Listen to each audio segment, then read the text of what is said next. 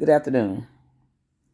I post a lot, I talk a lot, but I'm praying that what I'm feeling, that someone else could feel what God has given to me. I know God is on my side, and I know I live by that mustard seed faith. You've had to live my life to know what I'm going through. To have put yourself back for so many years, make sure everyone else and everything else was taken care of around you, and it becomes your time to live. Sometimes it's hard to know how to live. It's hard to really trust your heart to live. When you've taken so much, it's a difference between a broken heart and a hurt heart. A hurt heart leaves some scars that cut so deep until the drop of a pen can reflect memories that will just cut your breath off short. When you look at everything around you, what you've been through, what you've done, did, whatever for people, and then when you need them there, you shouldn't have to ask. If a person really loves you and your best interest is in their heart, you'll feel it. But let me tell you something. Don't wait until you're 70. I'll be 71 December 24th. Don't wait until that time to decide to live. At this moment, I'm trying to hold this back, decide that your life that God gave you is worth you living it. Don't expect anyone to live your life until you decide to live your own life. I can say what I know. There's nothing more important than your own happiness. Making others happy and you're miserable, that is not right. No matter how much you do, when you see something that's not right and your love is not being reciprocated back to you, you need to turn and walk away. You turn it over to God and ask Him for guidance. He will answer you, but you know what you have to do? Don't be like me. When He gives you the answer, take the answer. Walk out on that mustard seed faith. He won't fail you. He gave you that mustard seed faith to live. A mustard seed is like that. That's all you need. I've patterned my life to live forevermore by the will of God on that mustard seed faith. I sat this morning and I cried and I prayed and I cried and I prayed. And I finally got where had enough where I could finally speak to call my sister. That's Dr. Maggie Marshall. Maggie May Marshall. She has 3 degrees in divinity. She knows what she's talking about. She's been there. You have to find that you can't live in this world alone. You can't talk to everyone about your spiritual emotions. Everyone that says they're saved, everyone says they're a Christian. The devil in sheep clothes. The devil can do that, okay?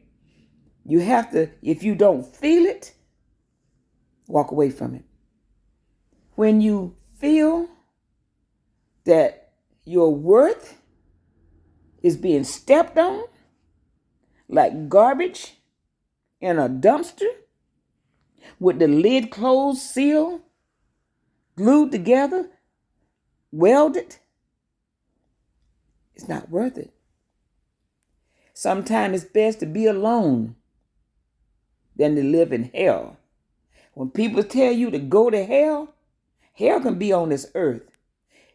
Sometimes when they talk about how it is, the burning fire and all that, and what you read in the Bible, there's hell on this earth. If you're not happy, you're going through hell. It's hell on this earth. Okay? If it's not good, it's bad.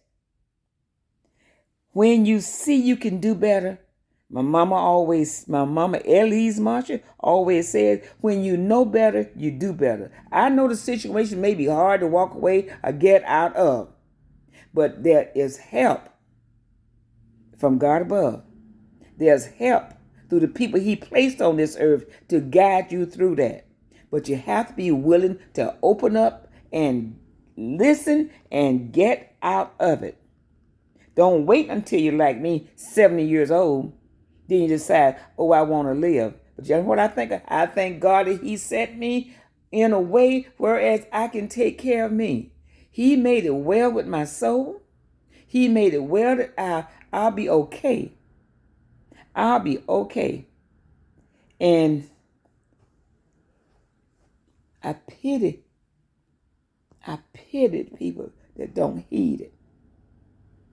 I pity that you have to one day look around and say, I should have, or if I had. But you know what I decided to say that? If God wanted me to, it would have happened. Sometimes he take us through things to be a testimony to someone else that they can see. But you know what we have to do? The ones that need to be that testimony, we have to be willing to not let the rocks cry out that we tell that testimony. Okay? I'm going to say what I want to say. If I see you in person, I'm going to say it. If I'm here, I'm going to say it. If you're looking at me on this, I'm going to say it. Because, see, God has more for me to do. He didn't save me from 4 car accidents, put me where I have a fused right ankle. He didn't put me where I am. He didn't put me through. He didn't do all that for me not to be able to be a testimony for someone else. Some of us, he sets aside. And that's how I take life now. He set me aside in a special way. Whereas he kept me.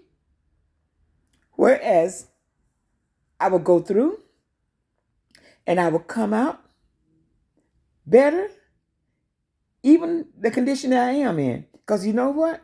I'm learning to walk again. I can take care of myself. He set everything aside where he can say, you know, as long as you do and follow me, I've got you. I've got you.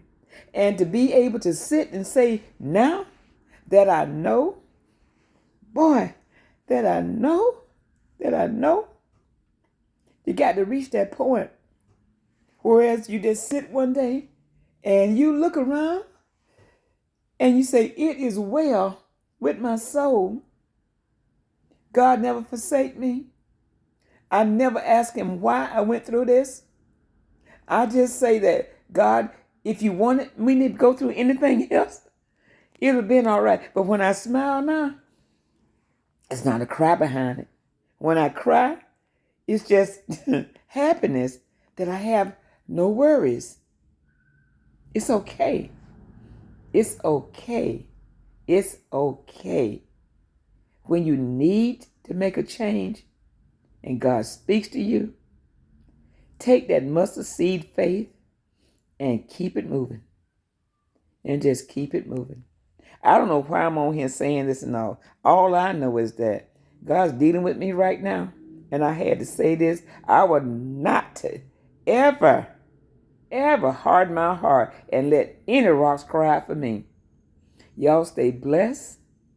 Get in the word. Be nice to people. Smile. And no matter how mean they treat you, you still be nice to them. And I had a pastor one time, Elder Willie J. Williams. He said these words, and I patted myself. It's just nice to be nice. Y'all stay blessed.